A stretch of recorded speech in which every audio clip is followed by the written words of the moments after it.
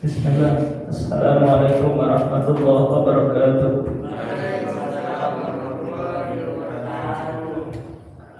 Alhamdulillah. Alhamdulillah alladzi ja'alana minal muslimin wa lam yaj'alna minal kafirin.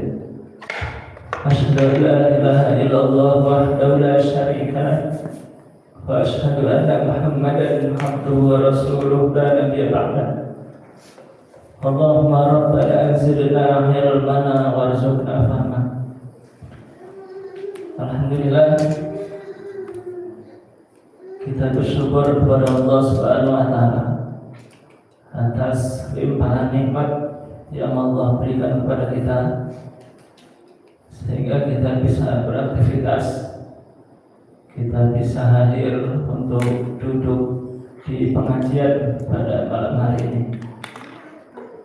Salah satu nikmat yang sangat besar yang Allah berikan kepada kita yaitu nikmat sehat. Mata bisa melihat, mulut bisa berbicara, telinga bisa mendengar, kaki bisa melangkah, dan nikmat-nikmat yang lainnya. Nikmat sehat itu mahal. Nikmat sehat itu sangat mahal. Karena kalau orang itu nggak sehat, jangankan mau mencari harta, yang sudah ada saja bisa habis dijual untuk berobat supaya mendapatkan kesehatan. Maka kita ini harus banyak-banyak bersyukur kepada Allah, banyak-banyak berterima kasih kepada Allah atas nikmat sehat yang Allah berikan kepada kita. Cara bersyukurnya seperti apa? Cara mensyukuri nikmat sehat itu ada 3. Cara mensyukuri nikmat itu ada 3. Yang pertama, kita mengucapkan dengan lisan, mengucapkan alhamdulillah. Kemudian yang kedua, kita yakin bahwasanya nikmat itu datangnya dari Allah. Kita yakin jadi semua nikmat itu datangnya dari Allah. Kita punya harta, kita punya ilmu, punya jabatan, itu datangnya dari Allah. Kemudian yang ketiga, cara mensyukuri nikmat Allah itu dengan cara kita taat kepada Allah, dengan cara kita beribadah kepada Allah. Jadi kalau waktunya sholat ya sholat, waktunya puasa puasa, waktunya harus haji ya haji, waktunya harus bersedekah bersedekah, waktunya harus mencari nafkah ya mencari nafkah dengan cara yang halal. Nah ini cara mensyukuri nikmat Allah. Jadi ada 3 ya. Yang pertama, lisan kita mengucapkan alhamdulillah, hati kita yakin bahwasanya nikmat itu semuanya datang dari Allah. Kemudian yang ketiga, kita beramal, kita taat kepada Allah. Mudah-mudahan kita termasuk orang-orang yang pandai bersyukur. Amin. Baik, malam hari ini kita akan bahas tentang apa? Adab bertamu. Tentang adab bertamu.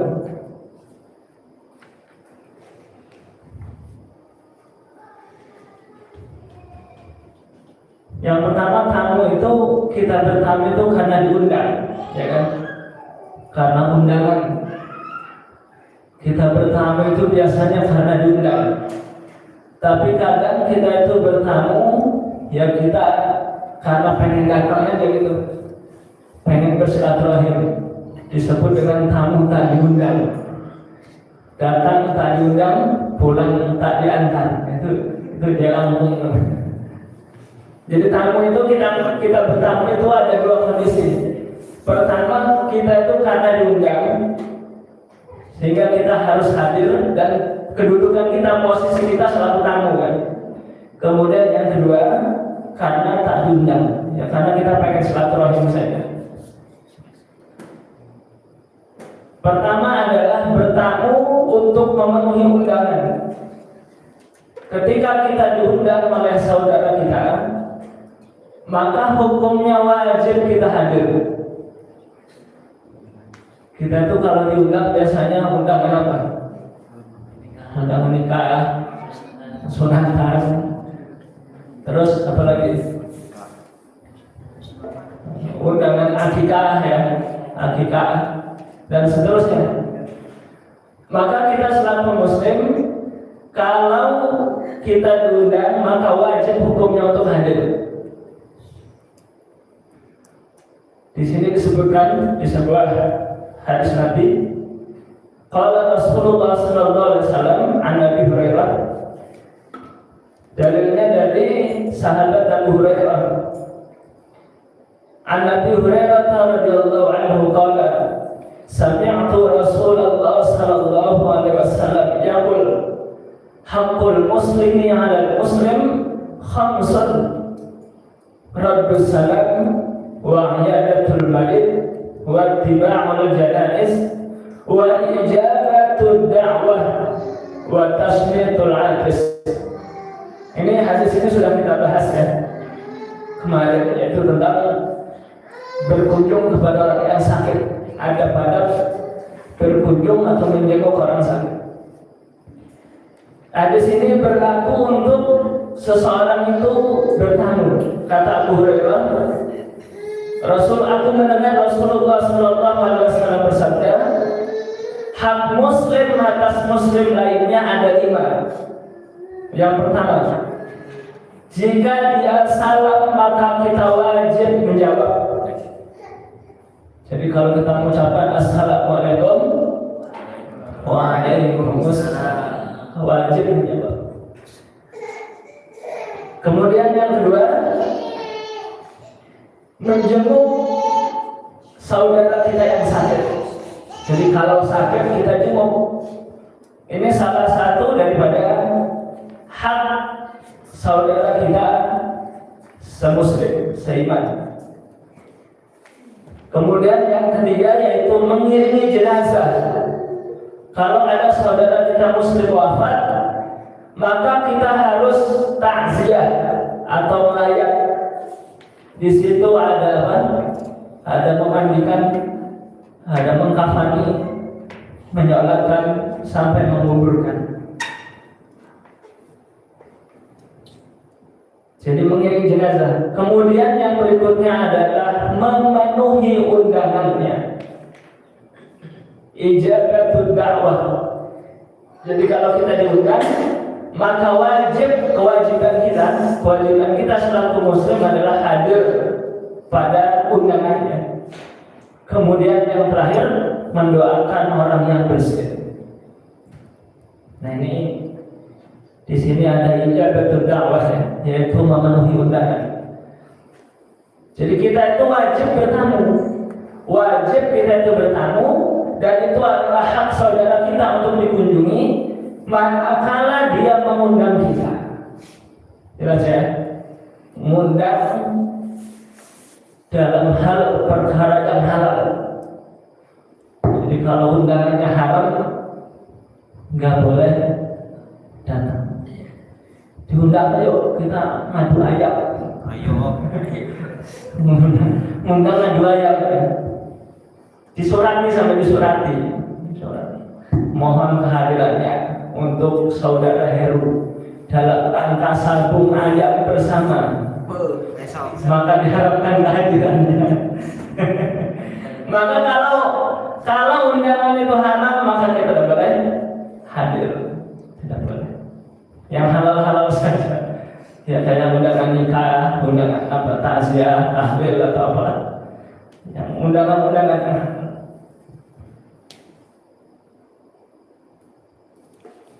Baiklah ya. Jadi bertamu yang pertama hukumnya wajib kalau kita diundang. Dan undangan itu dalam acara yang halal. Kemudian berikutnya bertamu atas keinginan sendiri atau inisiatif sendiri. Jadi berkunjung, tahu-tahu kok datang gitu. Nah itu dibolehkan, sangat dianjurkan bahkan. Wa qala Nabi sallallahu alaihi wasallam an Ibnu Syihab qala akhbarani Anas ibn Malik anna Rasulullah sallallahu alaihi wasallam qala man ahabba an yubsata lahu fi rizqihi wa yusa'alahu fi atharihi falyasil rahimah. Dari Ibnu Syihab, ia berkata, telah mengabarkan kepada Anas bin Malik bahwa Rasulullah Sallallahu Alaihi Wasallam bersabda, barang siapa yang ingin dilapangkan pintu rezekinya dan ingin dipanjangkan umurnya, maka hendaklah dia bertamu atau hendaklah dia menjalin tali silaturahmi. Fal yasir rahimah. Jadi kalau kita pengen rezekinya berlimpah, kalau kita ingin panjang umur, maka resep dari Nabi itu yang pertama, salah satunya adalah yaitu kita harus bertamu atau bersilaturahim. Jadi berkunjung. Kenapa kok seperti itu? Kenapa kalau kita bertamu itu bisa memanjangkan umur dan bisa melapangkan rezeki? Ternyata ini diteliti oleh ilmu kesehatan, oleh ahli ilmu kedokteran. Kita itu kalau bertamu ke rumah orang, kira-kira diam aja atau ngobrol? Terus sampai ruang tamunya ngobrol, atau diam aja gitu, atau pulang gitu nggak kan? Ngobrol kan, pasti bercakap-cakap. Nah, ketika seseorang ngobrol itu, ternyata dia akan menghilangkan stres. Walaupun mungkin yang diobrolkan itu adalah sebuah masalah yang buat kita stres. Kan ngobrol itu kan curhat ya kan, ngalor ngidul gitu kan, nggak jelas ngobrolnya apa. Nah ternyata orang ngobrol itu bisa menyebabkan seseorang itu sehat dibandingkan dengan seseorang yang dia itu berdiam diri di kamar. Coba antum silakan berdiam diri di kamar aja 1 minggu aja, 1 minggu aja, nggak ketemu siapa-siapa 1 minggu. Kira-kira gimana? Jadi bangke. Stres dia, suntuk kan, maksudnya suntuk, bosan kan. Orang sehari di rumah aja di kamar itu, walaupun katanya ada HP, main HP tetap suntuk. Karena manusia ini adalah makhluk sosial. Kita ini tidak bisa hidup dengan tanpa adanya orang lain. Maka ketika seorang itu bertamu, berkunjung ke rumah saudaranya atau ke rumah kawannya atau ke rumah tetangganya, maka akan menghilangkan stres.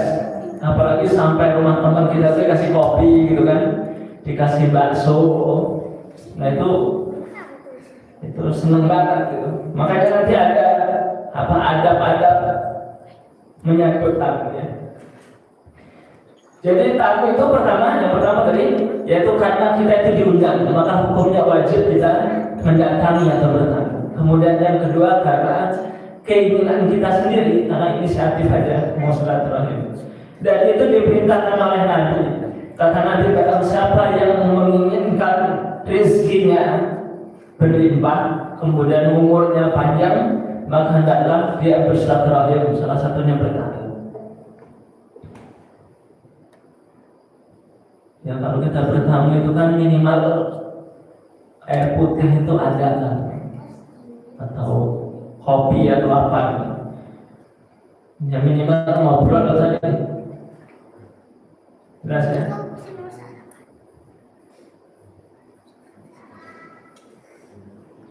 Maka ketika seorang ini bertamu, karena bertamu itu hukumnya wajib kan ya.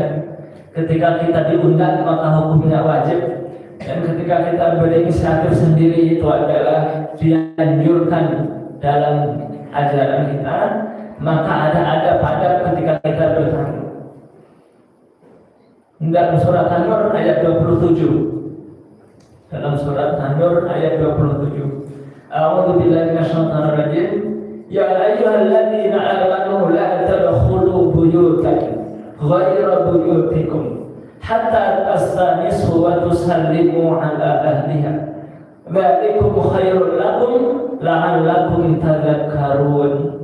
Wahai orang-orang yang beriman, janganlah kamu memasuki rumah yang bukan rumahmu sebelum meminta izin dan mengucapkan salam kepada ahlinya, kepada penduduknya atau kepada penghuninya. Yang demikian itu lebih baik bagimu agar kamu selalu ingat kepada Allah. Jadi adab bertamu itu yang pertama minta izin, terutama pas waktu mau masuk rumah. Dengan cara apa? Dengan cara mengucapkan salam.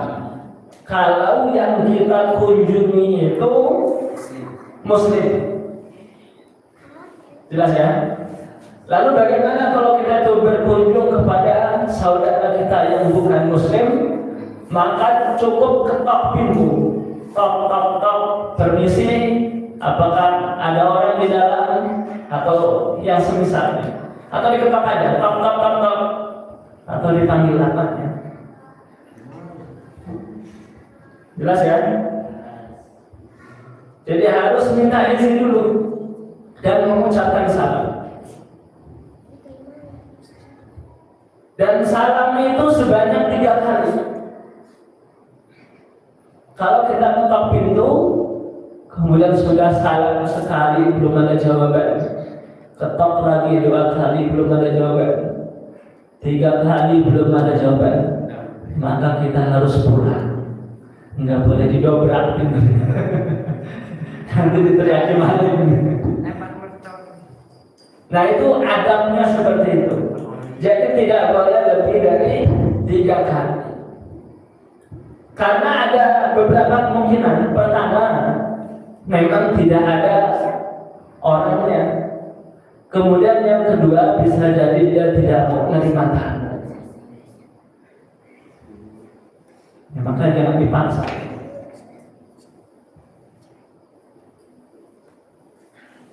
Jadi hatta tastanisu wa tusallimu ala ahliha. Jadi tidak boleh kita itu bertamu masuk rumah terutama sebelum kita itu minta izin dan mengucapkan salam.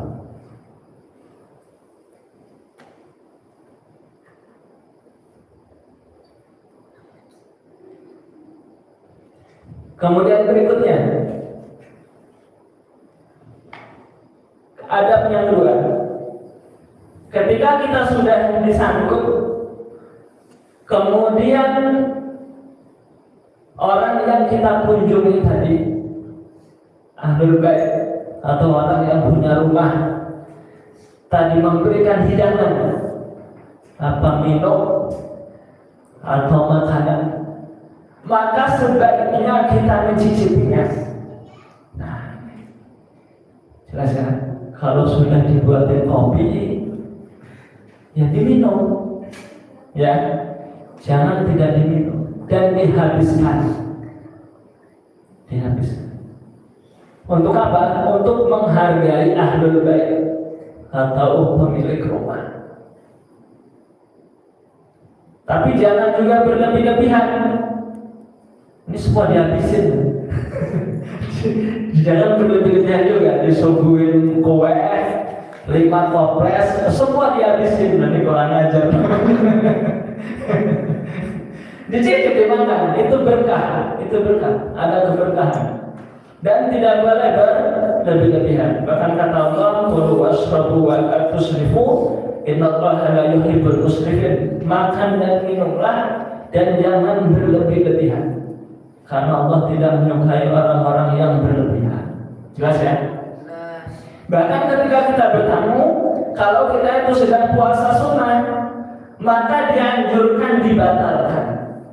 Nah, lebih baiknya dibatalkan. Soalnya kita lagi puasa Senin Kamis, kemudian kita bertamu, tiba-tiba disuguhi minuman, disuguhi makanan, maka sebaiknya dibatalkan. dimakan. Karena itu puasa sunnah. Kalau puasa Ramadan beda lagi. Itu kalau puasa Ramadan berarti tamu dengan apa? Dengan ahlul baitnya memang kompak nggak puasa itu. Disuguhi makanan, minuman, kopi, makan bareng, kopi bareng gitu. Sama-sama. Ya kalau bukan muslim ya nggak apa-apa. Kalau muslim aja. Jelas ya. Jadi kalau ahlul bait ataupun orang yang punya rumah itu memberikan suguhan, maka kalau minum dihabiskan. Karena kalau sudah kita minum nggak dihabiskan, itu nggak mungkin ahlul bait itu mau minum gitu. Pasti itu dibuang dan mubazir. Kecuali kalau kue satu toples tadi kan. Kalau dimakan satu dua ya pasti nanti dimakan lagi. Nggak mungkin dibuang. Nah ini agak bertanya. Jadi dalam Islam itu kita tidak boleh meniadakan dan tidak boleh juga berlebih-lebihan. Bahkan ada di sebuah suku ya, itu kalau seumpamanya dikasih suguhan, kemudian nggak dimakan, nggak diminum, itu penghinaan. Itu akan tersinggung, ya ada seperti itu kan. Orang Lampung itu, mohon maaf ya, kalau seumpamanya nyuguhin, kita nggak malu-malu, kita makan, itu malah senang. Itu pengalaman Ustaz ya. Ustaz itu punya teman orang Lampung itu, kalau kita makan gitu sebenarnya, suruh makan beneran itu malah senang. Kalau orang Jawa kan beda kan. Ya walaupun dia ada juga yang nawarin itu bukan basa-basi gitu. Orang Sumatera itu kalau semuanya suruh makan, kalau kita nggak sungkan itu malah senang. Begitu ngopi, makan gitu. Terus kita minum, kemudian kita makan, itu malah senang.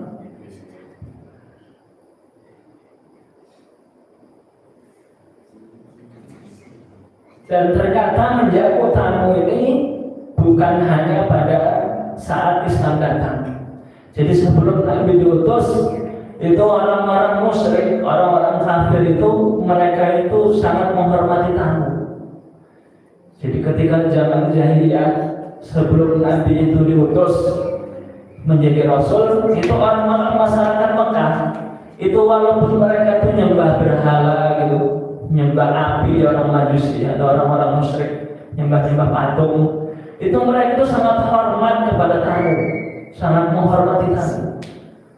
Bahkan dalam riwayat disebutkan, kalau ada orang yang berkunjung ke Mekah, waktu itu Mekah masih jahiliyah ya, itu akan dipotongkan unta dan kambing untuk menjamu tamu. Masya Allah. Padahal mereka itu jahiliyah. Dan tradisi ini dipertahankan oleh Nabi Sallallahu Alaihi Wasallam. Jadi menyambut tamu itu atau memuliakan tamu itu adalah perkara yang diwajibkan dalam Islam. Bahkan kata Nabi, "Man kana yu'minu billahi wal yawmil akhir falyukrim dhaifahu." Siapa yang beriman kepada Allah dan hari akhir, maka hendaklah dia menghormati, memuliakan tamunya. Jadi kalau ada tamu kok tidak dimuliakan, tidak dihormati, maka dia bukan orang beriman, kira-kira gitu. Jelas ya? Jadi ini masalah beriman.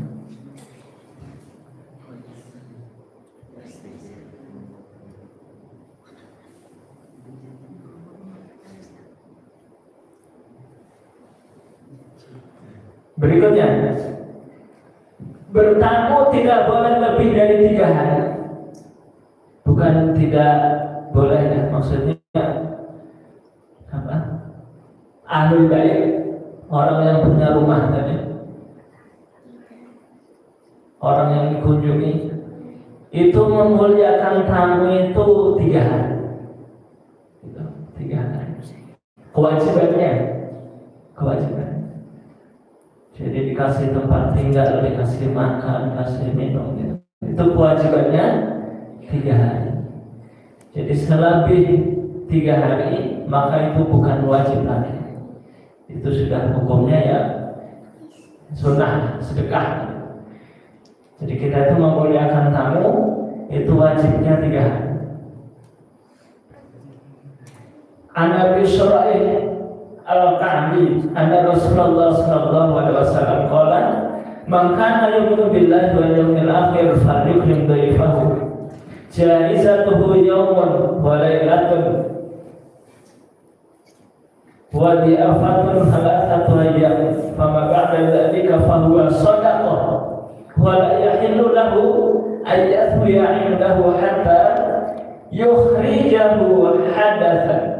Haddatsana Ismail qala haddatsani Malik mithla dari Abu Syuraih Al-Ka'bi bahwa Rasulullah sallallahu alaihi wasallam bersabda, barang siapa beriman kepada Allah dan hari akhir, hendaklah dia memuliakan tamunya dan menjamunya siang dan malam. Dan bertamu itu 3 hari kata Nabi.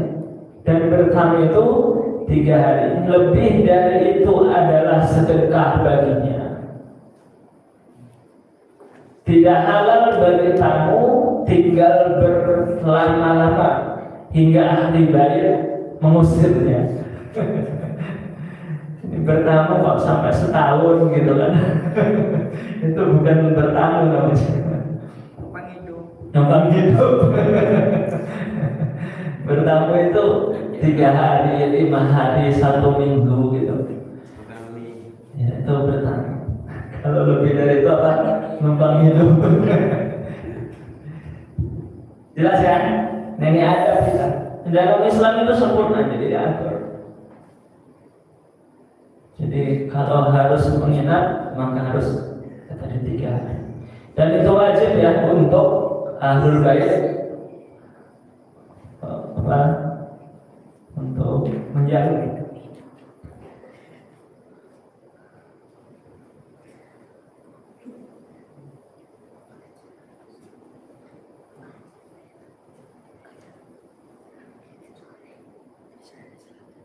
Kemudian yang berikutnya, ketika kita bertamu hendaknya memperhatikan keadaan rumah, keadaan tuan rumah.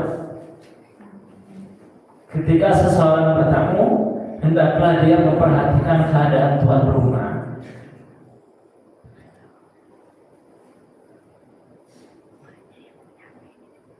Jadi ini kita harus tahu orang yang kita kunjungi.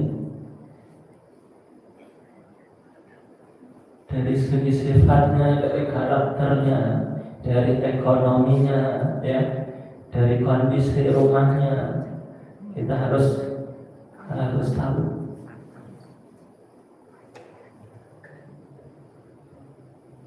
Dia sibuk atau tidak, itu harus tahu. Dan kita harus memaklumi atau harus memperhatikan keadaan tuan rumah. Wala yahillu lahu ayyatuya indahu hatta yukhrijahu. Tidak halal bagi kamu untuk bertamu berlama-lama di tempat kunjungannya sehingga memberatkan tuan rumah, karena tuan rumah itu sibuk, atau tuan rumah itu banyak kegiatan, atau tuan rumah itu kondisi ekonominya susah dan seterusnya.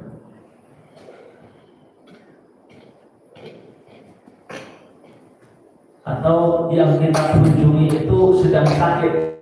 Nah, jadi kalau mengunjungin orang yang lagi sakit itu jangan lama-lama. Orang berkunjung kan kemarin ada menjenguk orang sakit ya. Salah satunya adalah memilih waktunya. Bertamu jam 11 malam. Kondisinya lagi sakit, kan tambah sakit akhirnya.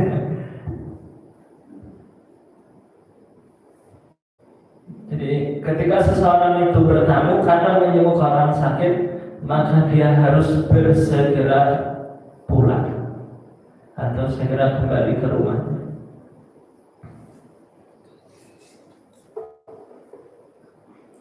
Yang terakhir mendoakan.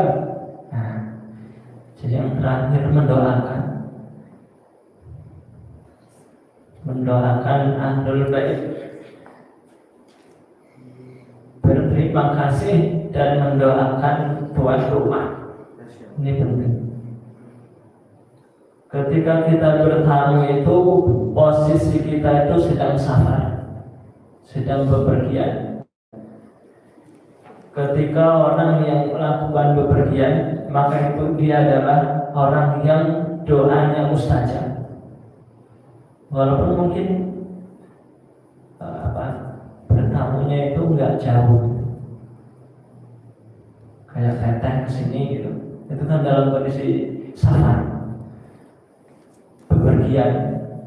Orang yang sedang melakukan perjalanan itu doanya mustajab, musafir, karena dia sedang tidak tinggal di rumahnya, itu mustajab. Baik itu musafir dalam rangka mencari ilmu, dalam rangka ibadah haji atau umrah, itu musafir, atau dalam rangka silaturahim tadi, atau dalam rangka dia itu mencari nafkah. Kan ada orang itu yang melakukan perjalanan dalam rangka mencari nafkah ya. Umpamanya driver begitu, pilot itu kan musafir. Nah itu dalam mencari nafkah itu doanya mustajab. Ada orang yang musafir mencari ilmu. Jadi ada yang dari rumah ke sini di pondok, nah itu kan musafir karena sebenarnya dia itu bukan orang sini kan, yang orang mana gitu, orang kota bumi atau orang mana, orang jauh. Nah, ketika dia ada di sini maka dia sedang safar, dalam safar mencari ilmu. Maka kondisinya orang yang safar itu mustajab. Kata Nabi, doa orang musafir itu mustajab, dikabulkan Allah. Maka ketika kita bertamu, maka kita kondisinya dalam kondisi safar, maka harus mendoakan tuan rumah karena doanya mustajab. Jadi tuan rumahnya menyambut, memuliakan, kemudian tamunya berterima kasih dengan cara mendoakan. Minimal doanya jazakallah khairan, yang diajarkan oleh Nabi ya, jazakallah khairan, semoga Allah membalasmu dengan kebaikan-kebaikan.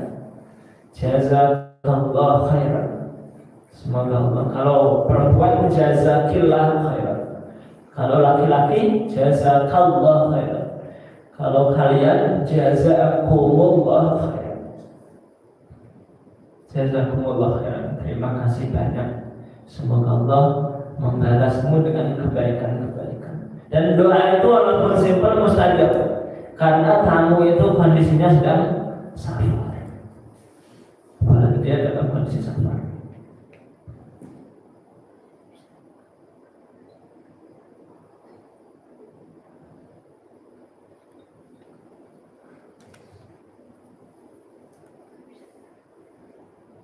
Kemudian untuk ahlul bait, untuk tuan rumah, hendaknya dia mengantar tamunya minimal sampai depan rumah, depan pintu.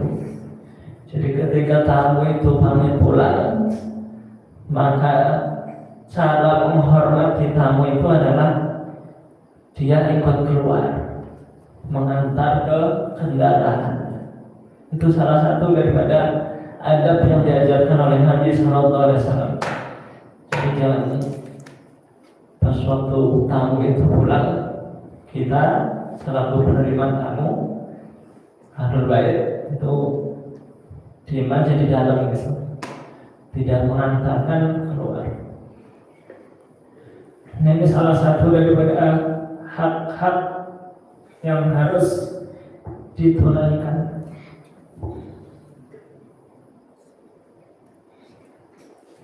Dan ini merupakan syariat yang merupakan perintah dari Allah Subhanahu wa taala. Bahkan Nabi mengancam tadi, Man kana yu'minu billahi wal yawmil akhir falyukrim dhaifahu. Siapa yang beriman kepada Allah dan hari akhir, maka hendaklah dia memuliakan tamunya. Jadi kalau ada orang Islam tidak memuliakan tamu, maka dia bukan orang Islam. Sementara pada zaman jahiliyah saja orang jahiliyah itu sangat memuliakan tamu. Jadi ketika seseorang itu masih menyembah berhala, Nabi Muhammad belum diutus menjadi nabi dan rasul, itu orang-orang jahiliyah itu sangat menghormati tamu, sangat memuliakan tamu. Lalu ketika datang Islam, maka seharusnya lebih memuliakan lagi. Dan ternyata memuliakan tamu ini bukan hanya sekedar syariat Nabi Muhammad, tapi syariat nabi-nabi terdahulu itu memuliakan tamu. Di dalam surat Al-Zariyat itu ada ayat yang menjelaskan tentang kisah Nabi Ibrahim ya. Hal ataka hadithu dhaifi Ibrahim al-Mukramin. Nabi Ibrahim itu pernah kedatangan tamu. Tamunya malam-malam, jam 12 malam kurang lebih. Pas waktu orang lagi tidur, kok ada tamu? Ini Nabi Ibrahim, zaman Nabi Ibrahim. Kira-kira kita kalau ada tamu jam 12 malam, kesel apa senang? Lagi tidur, tiba-tiba ngetok-ngetok gitu. Kesel apa senang? Kesel. Coba Nabi Ibrahim di surat Az-Zariyat ya. Halataka hadithu dhaifi Ibrahim al-Mukramin. Jadi datang tamu, dan ternyata tamu ini manusia biasa. Sebenarnya tamu ini malaikat sebenarnya, tapi dia menyerupai manusia, berbentuk manusia. Nabi Ibrahim itu tidak tahu kalau itu malaikat. Tahu kok ada tamu. Coba diperhatikan itu bagaimana cara Nabi Ibrahim itu memuliakan tamu. Tiba-tiba Nabi Ibrahim itu pergi ke belakang rumahnya. Di surat Al-Zariyat nanti dibaca ya, dan nggak panjang surat Al-Zariyat itu. Keluar ke belakang rumahnya. Tiba-tiba Nabi Ibrahim itu di belakang rumah memotong kambing. Coba malam-malam jam 12 motong kambing. Kambing itu dimasak sampai matang, kemudian disuguhkan kepada tamunya. Dan Nabi Ibrahim ini tadinya belum tahu kalau yang datang ini adalah malaikat. Fa'ujasa minhum khifah qalu la takhaf. Itu ada ayatnya ya, surat Az-Zariyat. Begitu sudah disuguhkan, tamu ini tidak mau makan. Tamu ini tidak mau makan. Kira-kira kita kesel nggak? Kesel. Udah jam 12 malam bertamu, kita sudah masak susah-susah gitu. Begitu disuguhkan nggak mau makan. Tapi ternyata tamu ini dia mengatakan bahwasanya dia adalah malaikat yang memberikan kabar bahwasanya nanti Nabi Ibrahim itu akan mendapatkan seorang anak. Nabi Ibrahim itu kan anak ya, nggak punya anak ya. Itu dalam riwayat 80 tahun Nabi Ibrahim itu usianya sudah 80 tahun nggak punya anak. Istrinya divonis mandul. Tapi karena kehendak Allah, karena izin dari Allah, ternyata malaikat tadi mengabarkan bahwasanya akan lahir. Di sini nanti Ishak ya, Nabi Ishak ya. Nabi Ibrahim itu kan dua anaknya, yaitu Ismail, kemudian Nabi Isa. Padahal waktu itu Nabi Ibrahim sudah sangat tua. Kemudian yang kedua, Ishak Sarah, Sayyidah Sarah itu mandul. Sudah tua juga, sudah menopause, sudah nggak haid lagi. Tapi ternyata Allah berkehendak lain. Nah ini, jadi menyambut tamu itu bukan di zaman Nabi Muhammad saja. Nabi Ibrahim itu sangat luar biasa memuliakan tamu. Dan orang yang memuliakan tamu itu rizkinya akan dibuka oleh Allah luas-luas. Nah, jadi Orang yang tidak pelit dengan tamu, maka rizkinya akan dibuka oleh Allah Subhanahu wa Ta'ala. Nabi Ibrahim tadi nggak tahu kan, tahu rizkinya berupa anak gitu kan. Padahal dia sudah tua, istrinya mandul, bahkan sudah menopause, tapi Allah berikan rezeki berupa anak. Baik, cukup sampai sini. Mudah-mudahan sedikit kajian ini bisa kita pahami dan bisa kita amalkan dalam kehidupan kita sehari-hari. Kita tutup dengan alhamdulillah. Alhamdulillahirabbil alamin. Doa kifaratul majlis. Subhanallah wa bihamdihi. Astaghfirullah wa atubu ilaih. Assalamualaikum warahmatullahi wabarakatuh. Waalaikumsalam warahmatullahi wabarakatuh.